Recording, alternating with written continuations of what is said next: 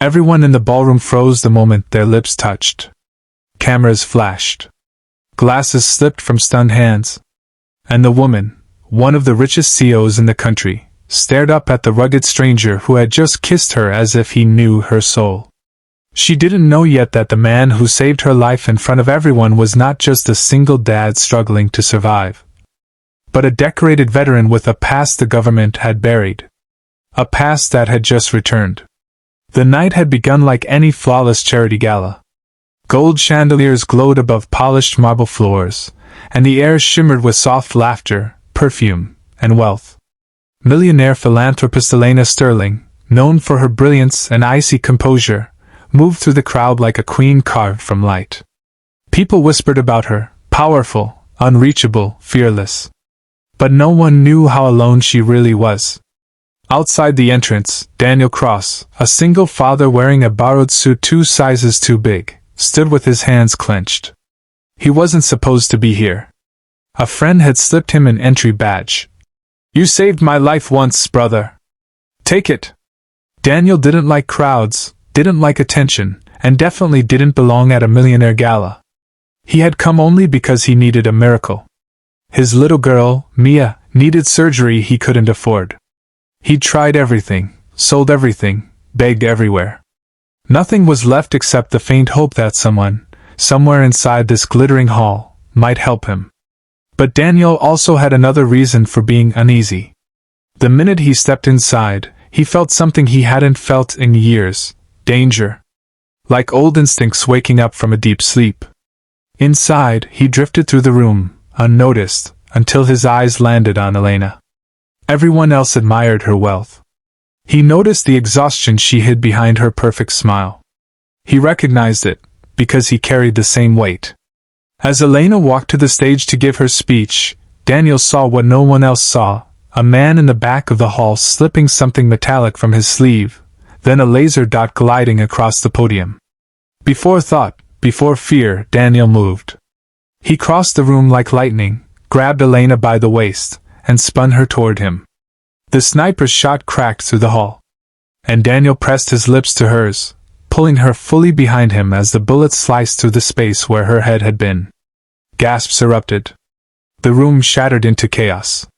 Security swarmed, people screamed, and Elena stared at him with wide, trembling eyes. Who are you?" she breathed. Daniel swallowed hard. "Just a dad trying to keep his daughter alive." But that wasn't true, and Elena saw it in his eyes. Hours later, after police locked down the building, investigators interviewed guests, and the sniper escaped into the night, Elena found Daniel outside the hall sitting alone on the stone steps. "I know what you did wasn't luck," she said quietly. "Men who move like you, men who sense danger like that, they're trained." Daniel said nothing. "Help me understand," she whispered.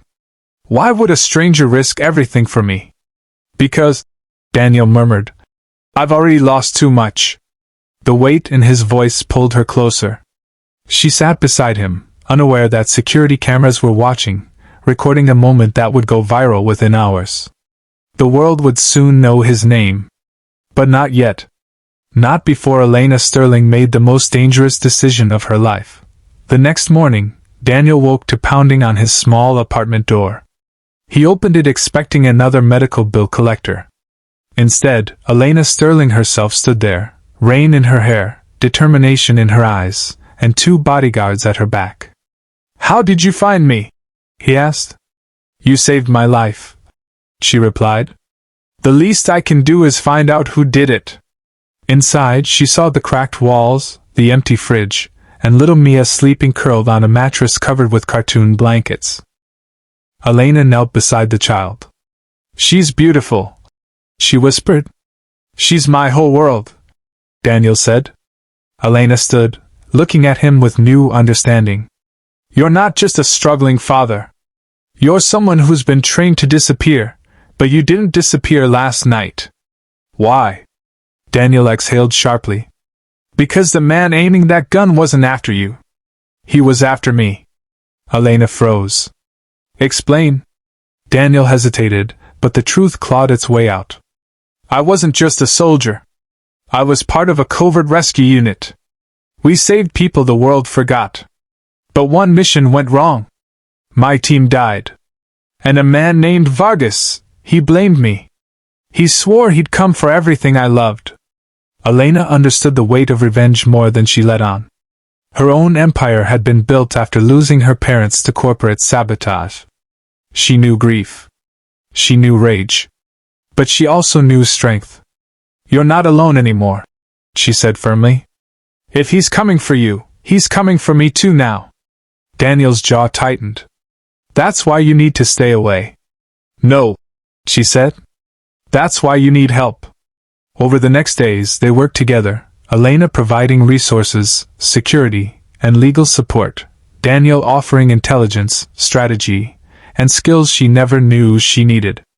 They questioned suspects, followed dead-end leads, and slowly uncovered a conspiracy bigger than Vargas himself. Someone wanted them both gone. Someone afraid of what they could achieve together. As danger closed in, Elena bonded deeply with Mia, reading to her, helping with homework, cooking meals. For the first time in years, Daniel saw his daughter laugh. For the first time in years, he let someone in. One night, after a violent encounter with Vargas's men left Daniel bruised and exhausted, Elena drove him and Mia to her lakeside estate for safety. When Mia fell asleep, Daniel stepped outside to clear his head. Elena followed, wrapped in a blanket. You've been fighting alone for too long, Elena said. Daniel shook his head. People get hurt when they're close to me. Elena stepped into his space, gently lifting his chin so he would look at her.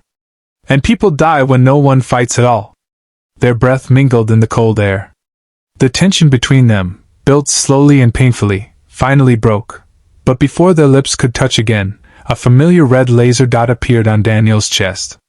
Get down! Elena screamed. Vargas emerged from the shadows, gun raised, hatred in his eyes. You should have stayed hidden, soldier. Daniel shielded Elena with his body. This ends with me. Leave her out of it. But Elena stepped beside him. No. It ends with us. Together they fought, Daniel disarming Vargas with military precision, while Elena used a fallen branch to knock the gun away. When Vargas lunged again, Daniel ended it with a single, decisive move.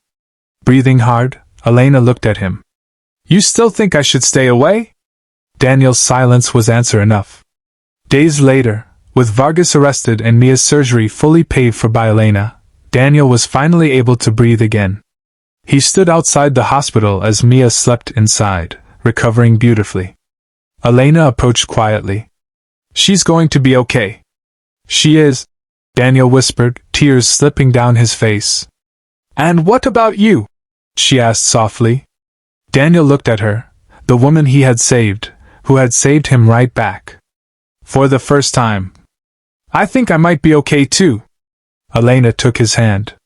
Then let's start over. No danger this time. No secrets. Just a woman and a man who deserve a second chance. Daniel nodded. Deal.